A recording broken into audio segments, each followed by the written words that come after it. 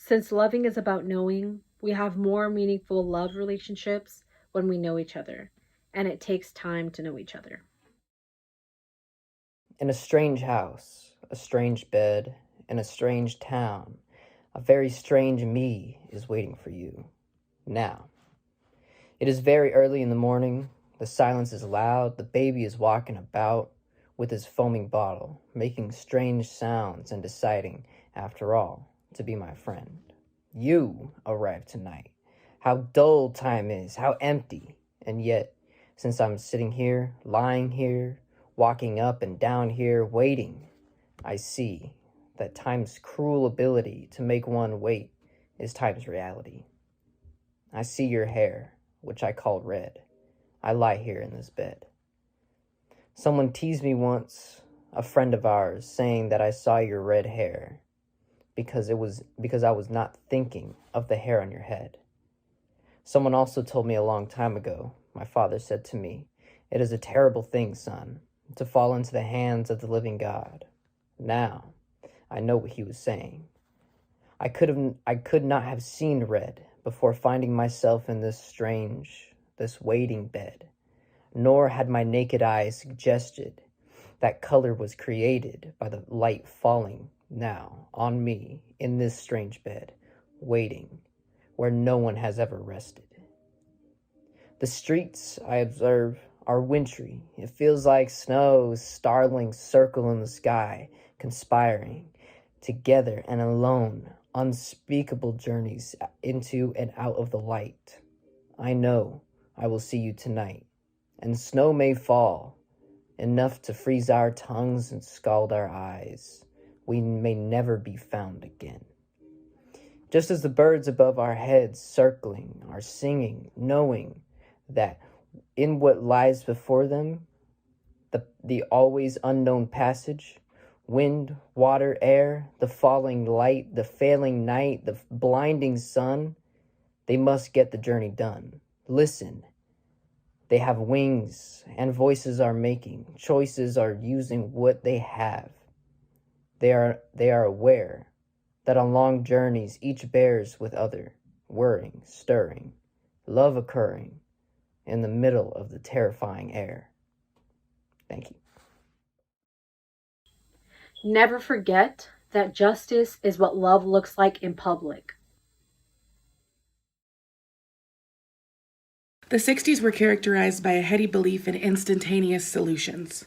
They were vital years of awakening, of pride, and of error. The civil rights and Black Power movements rekindled possibilities for disenfranchised groups within this nation. Even though we fought common enemies, at times the lure of individual solutions made us careless of each other. Sometimes we could not bear the face of each other's differences because of what we feared those differences might say about ourselves. As if everybody can't eventually be too black, too white, too man, too woman. But any future vision which can encompass all of us by definition must be complex and expanding, not easy to achieve. The answer to cold is heat. The answer to hunger is food. But there is no simple monolithic solution to racism, to sexism, to homophobia. There is only the conscious focusing within each of my days to move against them, wherever I come up against these particular manifestations of the same disease. By seeing who the we is, we learn to use our energies within greater precision against our enemies rather than against ourselves. In the 60s, white America, racist and liberal alike, was more than pleased to sit back as spectator while Black militant fought Black Muslim. Black nationalists badmouthed the nonviolent. And Black women were told that our only useful position in the Black Power movement was prone. The existence of Black lesbian and gay people were not even allowed to cross the public consciousness of Black America. We know in the 1980s from documents gained through the Freedom of Information Act that the FBI and CIA used our intolerance of difference to foment confusion and tragedy in segment after segment of Black communities in the 60s. Black was beautiful, but still suspect. And too often, our forums for debate became stages for playing who's blacker than who or who's poorer than who games, ones in which there can be no winners. The 60s for me was a time of promise and excitement, but the 60s was also a time of isolation and frustration within. It often felt like I was working and raising my children in a vacuum, and that it was my own fault. If I was only blacker, things would be fine. It was a time of much wasted energy, and I was often in a lot of pain. Either I denied or chose between various aspects of my identity, or my work and my blackness would be unacceptable. As a black lesbian mother in an interracial marriage, there was usually some part of me guaranteed to offend everybody's comfortable prejudices of who I should be. That is how I learned that if I didn't define myself for myself, I would be crunched into other people's fantasies for me and eaten alive. My poetry, my life, my work, my energies for struggle were not acceptable unless I pretended to match somebody else's norm. I learned that not only couldn't I succeed at that game, but the energy needed for that masquerade would be lost to my work. And there were babies to raise and students to teach. The Vietnam War was escalating. Our cities were burning. More and more of our school kids were nodding out in the halls. Junk was overtaking our streets. We needed articulate power, not conformity. There were other strong black workers whose visions were racked and silenced upon some imagined grid of narrow blackness. Nor were black women immune. At a national meeting of black women for political action, a young civil rights activist who had been beaten and imprisoned in Mississippi only a few years before was trashed and silenced as suspect because of her white husband. Some of us made it and some of us were lost to the struggle. It was a time of great hope and great expectation. It was also a time of great waste. This is history. We do not need to repeat these mistakes in the 80s.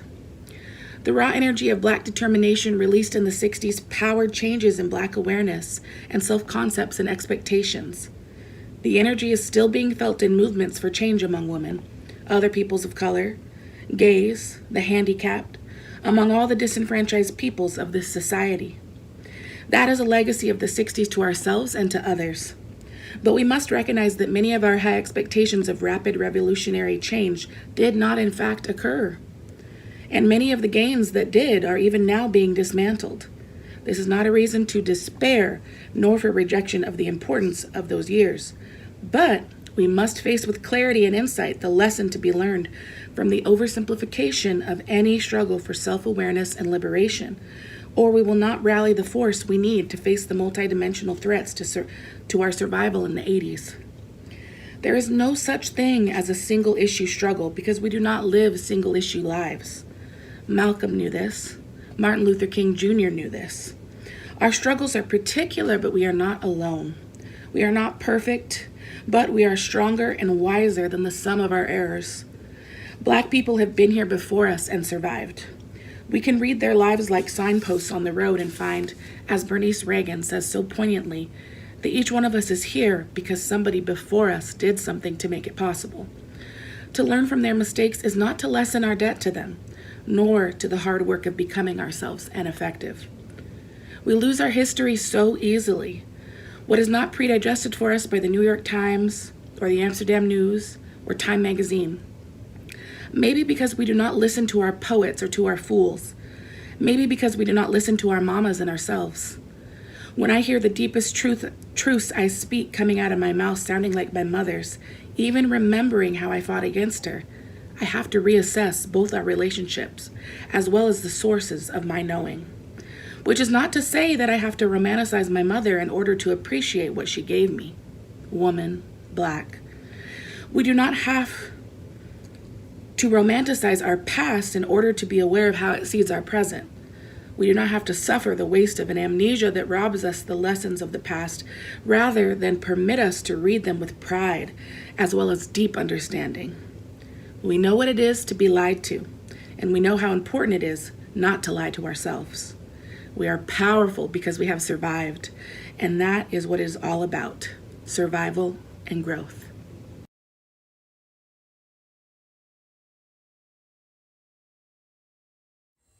You may write me down in history with your bitter, twisted lies. You may trod me in the very dirt, but still, like dust, I'll rise. Does my sassiness upset you? Why are you beset with gloom?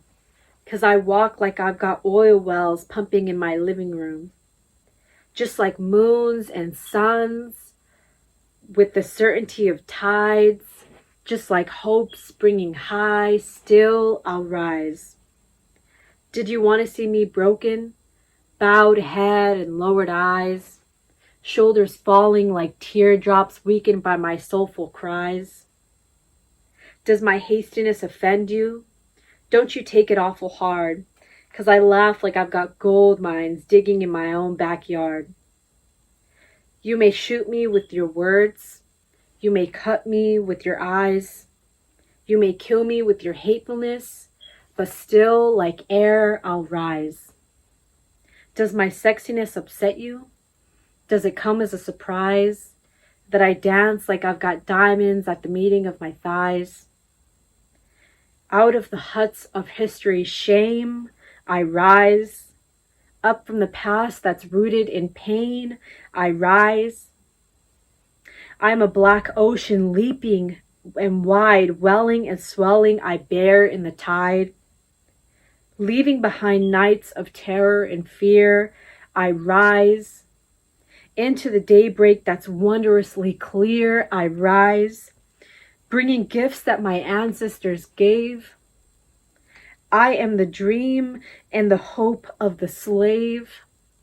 I rise, I rise, I rise. We step quick and quietly. Is the journey worth it? We follow, breath stolen and bodies shook. Our Moses leads us to our freedom. An infant's scream rings out in the desolate night. Opium is shoved in the infant's mouth. The hunters are closing in on us, a gun in her pocket in case of indecision. We run quickly through the underbrush. Our resolve is not swayed. We wade through the river, our hearts heavy, our clothes wet, and freedom in our sights. We continue on our treacherous trek. We rush to a story foretold, to the railroad underground. We are the slaves.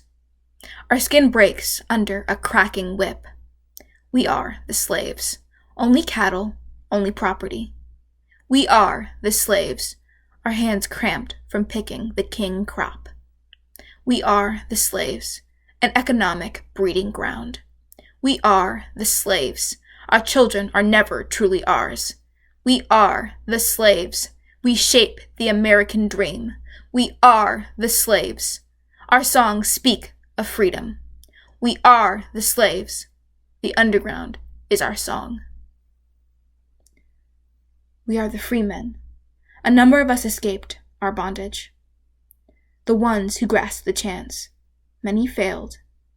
Their memories live on. The ones who are never truly seen as free. The Fugitive Slave Act saw to that. We are the free men, kept as cattle. We escaped our saddle. Education is ours to receive. Knowledge is power. We were kept illiterate. Our bodies are packs. The master, our contract. Freedom, our desire. A path had opened. A secret known to all. A network known to few. A myth of a railroad. Our underground freedom. The moment we choose to love, we begin to move against domination, against oppression. The moment we choose to love, we begin to move towards freedom. To act in ways that liberate ourselves and others, that action is the testimony of love as the practice of freedom.